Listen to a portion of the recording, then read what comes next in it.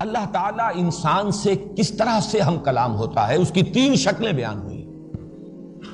وَمَا كَانَ لِبَشَرٍ أَن يُكَلِّمَهُ اللَّهُ إِلَّا وَحْيًا أَوْ مِن وَرَاءِ حِجَابٍ أَوْ يُرْسِلَ رَسُولًا فَيُوحِيَ بِإِذْنِهِ مَا يَشَاءُ۔ کسی انسان کا یہ مقام نہیں ہے، کسی انسان کے لیے یہ ممکن نہیں ہے۔ نوٹ کرنے کی بات یہ کہ یہ نہیں فرمایا کہ اللہ کے لیے یہ ممکن نہیں ہے۔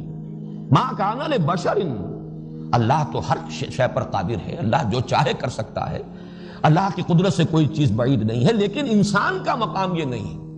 وَمَا كَانَ لِبَشَرٍ أَن يُكَلِّمَهُ اللَّهُ، کسی بشر کا یہ مقام نہیں ہے، کسی بشر کی یہ حیثیت نہیں ہے، کسی بشر کا یہ مرتبہ نہیں ہے کہ اللہ اس سے کلام کرے سوائے تین صورتوں کے۔ وَمَا كَانَ لِبَشَرٍ أَن يُكَلِّمَهُ اللَّهُ إِلَّا وَحْيًا، یا تو وحی کے ذریعے سے، او من وراء حجاب، یا پردے کے پیچھے سے، او یرسل رسولا فیوحی باذنہ ما یشاء، یا وہ بھیجتا ہے کسی رسول کو، کسی اپنے پیغامبر کو، کسی اپنے ایلچی کو، یعنی رسول ملک فرشتوں میں سے اپنے پیغامبر کو، پھر وہ وحی کرتا ہے جو بھی اللہ چاہتا ہے، فیوحی باذنہ، اللہ کے حکم سے، اللہ کے اذن سے، ما یشاء، جو اللہ چاہتا ہے۔ اب یہ تین شکلیں کلام الہی کی ہمارے سامنے آئی ہیں، ان میں دو تو ہوئی جن کے لیے لفظ وحی آ رہا ہے، الا وحیا، اور آخری او یرسل رسولا فیوحی باذنہ ما یشاء۔ درمیان میں ایک شکل آئی ہے من ورائے حجاب۔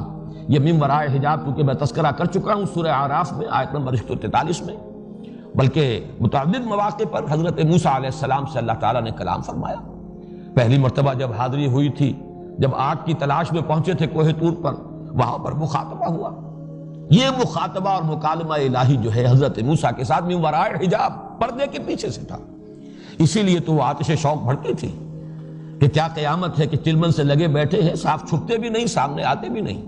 ظاہر بات ہے جب ہم کلام ہونے کا شرف عطا ہو رہا ہے تو ایک قدم اور ہے بس کہ مجھے دیدار بھی عطا ہو جائے، لیکن یہ من ورائے حجاب، اور وہ حجاب قائم رہا۔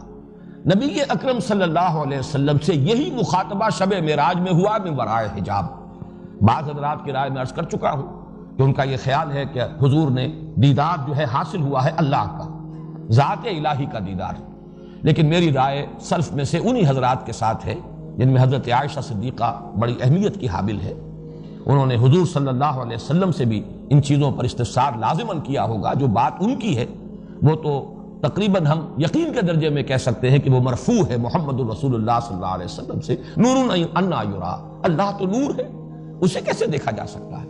نور تو دوسری چیزوں کو دیکھنے کا ذریعہ بنتا ہے، نور کیسے دیکھا جا سکتا ہے؟ نور انا یرا۔ بہرحال میری رائے یہی ہے کہ یہ بھی ورائے حجاب گفتگو تھی، وہ ورائے حجاب جو حضرت موسیٰ علیہ السلام کو کوہ طور پر مکالمہ و مخاطبہ نصیب ہوا، وہی ورائے حجاب محمد الرسول اللہ صلی اللہ علیہ وسلم کو شب معراج میں عند سدرۃ المنتہی اللہ تعالیٰ نے مشرف فرمایا اپنے مخاطبے اور مکالمے سے۔ البتہ وحی ایک براہ راست ہے، اللہ کی وحی، بغیر اس کے کہ فرشتہ درمیان میں ہو۔ دوسری وحی ہے کہ جو فرشتے کے ذریعے سے ہے، اور قرآن مجید سے زیادہ جس بات کی طرف رہنمائی ملتی ہے وہ یہ ہے کہ قرآن وحی ہے بواسطہ ملک، نزل بہ الروح الامین علی قلبک فإنہ نزلہ علی قلبک۔ حضرت جبرائیل علیہ السلام اور فرشتے ہی کی وساطت سے یہ وحی ہوئی ہے محمد الرسول اللہ صلی اللہ علیہ وسلم پر۔